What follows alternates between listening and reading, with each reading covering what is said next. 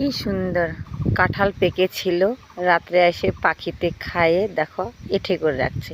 তবে এই আইঠা কাঁঠালটা খাওয়া যাবে কি? এখন তো দিনকাল অনেক কিছু বদলে গেছে।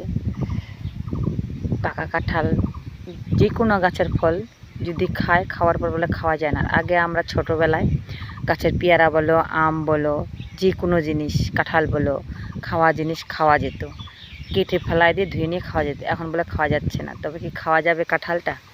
অবশ্যই বলবে। দেখো পুরা খেয়ে নিচ্ছে কাঁঠালটা।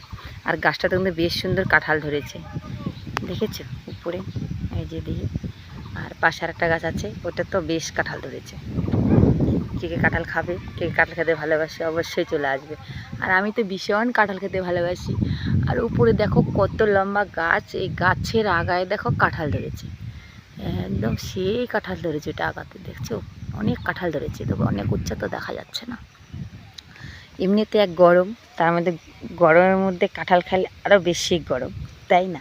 আজকে আকাশের ওয়েদারটা একটু ভালো আছে, ঠান্ডা ঠান্ডা। ভীষণ গরম ছিল কয়েকদিন। সবাই ভালো থেকো, টাটা।